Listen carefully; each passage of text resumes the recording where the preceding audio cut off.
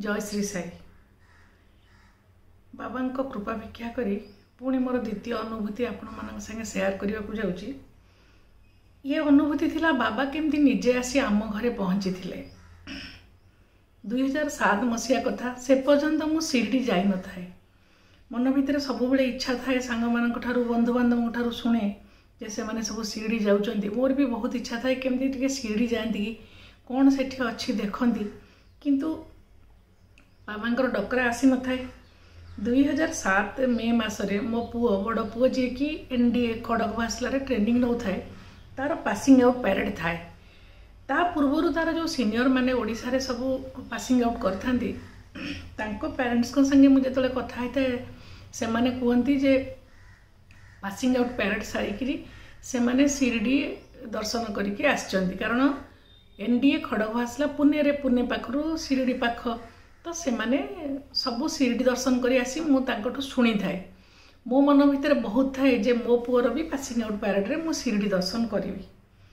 बहुत प्लान करी सब से अनुसार ठिकना ही थाए, किंतु एमिति हैला जे पुअर जो थिला पासिंग आउट पैरेड से एते डेरी हो गला जे आमर सब प्रकार जो अनुसार फिक्स होता है पार्लानी सब कैंसल हो गला।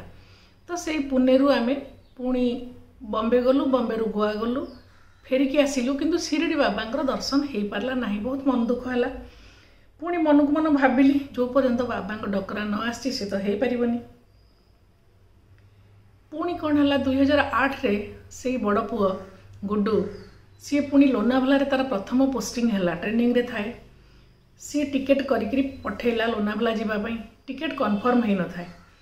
जीवा समय पाखेला पुणी टिकेट को कैंसिल करी आमे फ्लाइट रे बॉम्बे गलु, बॉम्बे रु दादर रु बस धरिलु। जेते बेले पुओ मोर लोनावाला जीवा कथा कहितला मु कंडीशन रखी थाए जे जदी मु लोनावाला जीवी आग मु शिरडी जीवी तापर लोनावाला जीवी। तो से अनुसार आमे बॉम्बे रे पहुँची कि दादर रु बस धरलु, राति बस भल्वो बस धरलु जोटा कि शिरडी रे भोर भोर पहुँचबो। सब प्रकार सुविधा थाई मध्य एयर कंडीशन बस रे मोर एते बांती हैला। मुई जो तरबरिया रे सब एपट सेपट हो गला, टिकेट कैंसिल है, पुणी थे फ्लाइट टिकेट है। से मो मोर ब्लड प्रेशर गैस औषध खाया को भूली जाई थाए। तापरे राति सारा से बस रे मोर एते बांती हैला। मु शिरडी जेतेबेले भोर ओल्हेली मोर आ ठिया हवा को शक्ति नाही। बहुत कष्ट रे जाइकी से पाखे गोटे होटल रूम नहीं गलु। मु जाइकी सीधा माने बिछना रे पड़ी गली, मोर आखि बंद हो जाउथाए, शक्ति तो न थाए ठिया हवा पई। हस्बैंड मोर कहतांती जे तू तो एते शिरडी कथा कहतलु, उठुनु जीवा दर्शन करवा। मते जेमती बहुत कष्ट रे मु उठिकी गाधेकी साड़ी खंडे पिंधि बाहरली बाबा दर्शन करने पई। गली लाइन रे ठिया हली, किंतु मु किछि कोनोसी जेमती गोटे अनुभव किछि पाई पारलिनी। लाइन रे ठिया हली, बाहरली, आसिली बाहर को, जम्मा तो देह रे शक्ति ही न थाए। तापरे पुओ सेपटू घन घन फोन करुए मो देह खराब कथा शुणी जे गोटे कार करी तुम पलि आस, आउ डेरी करनी, लोनावाला पलि आस। तो मंदिर रू बाहरी आसिक मंदिर परिसर बुलवा समय बाबा मो हस्बैंड कहते कि गोटे बाबा मूर्ति हरिका किणुनु। मोर कौन सी प्रकार जमती माने आग्रह न थाए कि देह रे शक्ति न थाए, जैसे जोश न थाए। मु गोटे मूर्तिटा को मूल्यौची गोटे पिला पाखरु। से समय एपटे गोटे टैक्सी वाला भी ये ठिकना कले आम जीवु बोली। टैक्सी कथा हो गलानी, टैक्सी वाला पहुँची गला। मो मूर्तिटा को जस्ट खाली मुलैची छाड़देली, तापर पलि आसिली, गाड़ी रे बसीगली। सांगे सांगे आम शिरडी रू लोनावाला टैक्सी धरिदेलु ता पाखे पहुँचापी। अल्प टिके भोग कि लगे से भोगटी नहीं शिरडी जो लोनावाला रे पहुँचली। पुओ पाखे तार सांग मानू से भोग बांटी देली।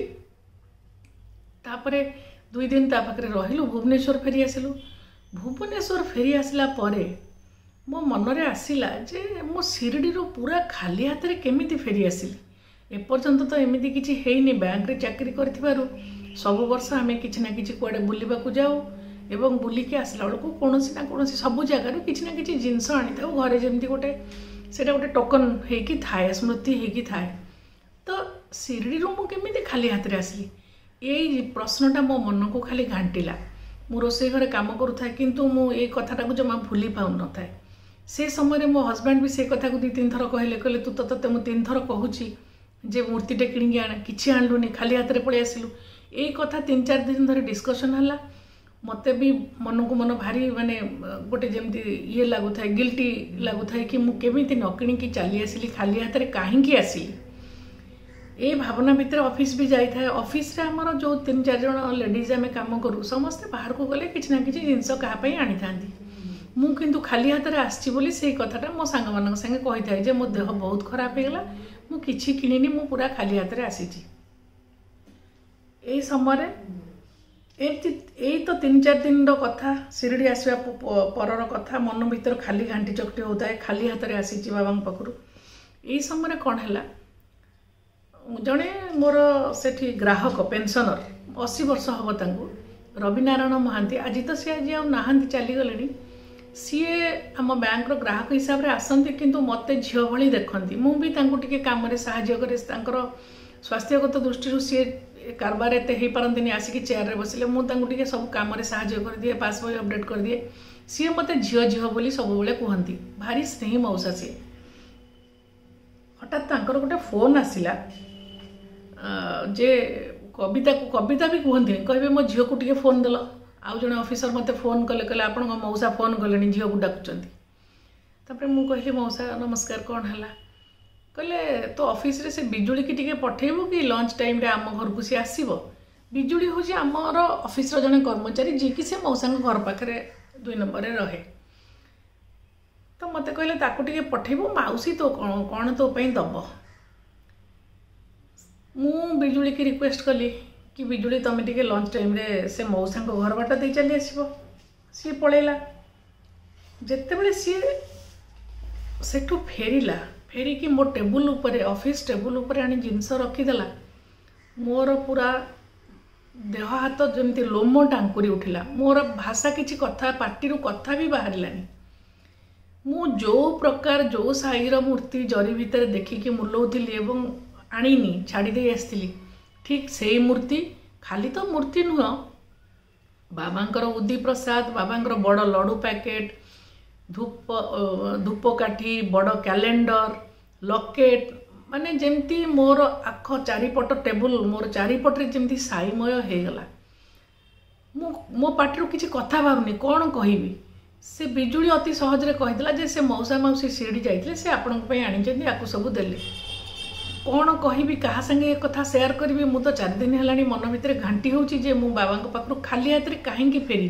कहीं मु आनी पारिनी यही भितरे मोर जड़े सहकर्मी जयश्री मैडम सी काउंटर कैश काउंटर बस था मुझे गली पाखक जाकि कहली जयश्री टिके मो टेबुल को अनैल सी अनैला देखला टेबुल उपर बाबा मूर्ति थुआई सारा कैलेंडर धूपकाठी उदी प्रसाद लडू प्रसाद सब मो टेबुल भरी मु कहली देख तो किए टेबुल उपर किए अच्छा सी देखीदेला हठात किना कहला जे मैडम ये सब तांकरी निर्देश ही होता है बाबा निजे निजे आपण घर को आसचंती कथा दीपद तार मोर बहुत मो मन को छुईगला सत्य तो मु एते दिन है व्यस्त होती 3-4 दिन है मो घरे भी बाबांकर कौन फोटो कैलेंडर मूर्ति किसी नथिला बाबा को भितर भितर धीरे धीरे मोर भल पाइबा आरंभ होता शिरडी जावाक मनस्थ करी थे जापारे द्वितीय थर गली ठिया हो पारे कि बाबांकर किसी अनुभव पाइपारे बोधहुए बाबा से अनुभूति मो भितर देवाई